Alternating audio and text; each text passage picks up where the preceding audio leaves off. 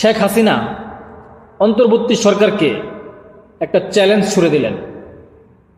শেখ হাসিনা দেশে ফিরবেন এমনই বক্তব্য দিলেন গতকাল কল রেকর্ডে। তিনি বললেন যে আমি দেশে ফিরব, যে মামলাগুলো আমার নামে হয়েছে আমি মোকাবেলা করব, কিন্তু তাকে নোটিশ দেওয়ার কথা বলেছে।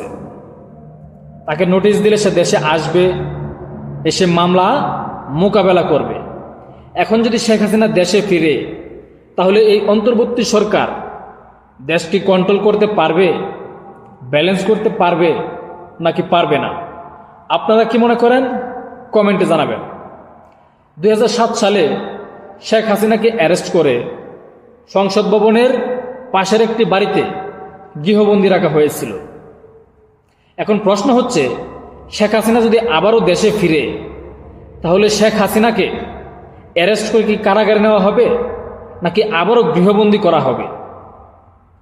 আর শেখ হাসিনাকে গৃহবন্দী করলে দেশের যে একটা পরিস্থিতি সৃষ্টি হবে, সেটা কি বর্তমান অন্তর্বর্তী সরকার কন্ট্রোল করতে পারবে?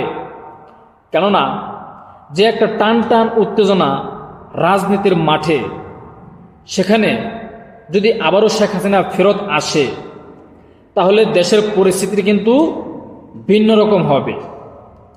আওয়ামী লীগ নাই, কিন্তু যদি আওয়ামী লীগ মাঠে নামে, তাহলে দেখা যাবে যে কে আছে কে নাই। বর্তমানে বাংলাদেশে আওয়ামী লীগের পরবর্তীতে বিএনপি একটা শক্তিশালী এবং বড় দল। তারা ধরেই নিয়েছে বর্তমান সময়ে নির্বাচন হলে তারা 100% নিশ্চিত ক্ষমতায় আসবে। এখন বিএনপি যে নির্বাচন করবে, নির্বাচনে আসবে, সেই নির্বাচনে আওয়ামী লীগ ব্যতীত নির্বাচন হলে সেটা তো গ্রহণযোগ্য হবে না। কেননা আওয়ামী লীগেরও তো একটা বিশাল জনমত আছে। এখন যদি নির্বাচন হয়, সেটা তো গণতন্ত্রের পথে বাধা। 1996 সালে যখন আওয়ামী লীগ ব্যতীত বিএনপি নির্বাচন করে, সেই সরকার কিন্তু থাকে নাই, টিকে নাই। 1 বৎসরের মাথায় আবারও দ্বিতীয়বার নির্বাচন হয়, কারণ আওয়ামী লীগ ব্যতীত নির্বাচন জনগণ সেটা মেনে নেয় নাই। এখন শেখ হাসিনাকে বাদ দিয়ে বা আওয়ামী লীগকে বাদ দিয়ে আবারও যদি নির্বাচন করে, এটা কি মেনে নেবে না। বর্তমান অন্তর্বর্তী সরকার তারা আওয়ামী লীগকে নিষিদ্ধ করছে, শেখ হাসিনা 6 মাসের কারাদণ্ড দিছে। এখন শেখ হাসিনার বক্তব্য যে বর্তমান অন্তর্বর্তী সরকারই তো অবৈধ, জোর করে ক্ষমতা দখল করে বসে আছে, তাহলে সেখানে কিসের আদালত, কিসের আইন, আর কোন আইনে কোন আদালত দিয়ে আমাকে শাস্তি প্রদান করে? শেখ হাসিনার বক্তব্য এটা। তাহলে তাকে নোটিশ দেওয়া হোক। শেখ হাসিনা এক পর্যায়ে বললেন যে আমাকে নোটিশ দেওয়া হোক, আমি দেশে আসব, মামলা লড়ব, দেখব যদি আমি অপরাধী হই অবশ্যই সাজা হবে। তাহলে শেখ হাসিনা দেশে আসবে এরকম কথা বলে এই অন্তর্বর্তী সরকারকে কিন্তু চ্যালেঞ্জ করে দিল।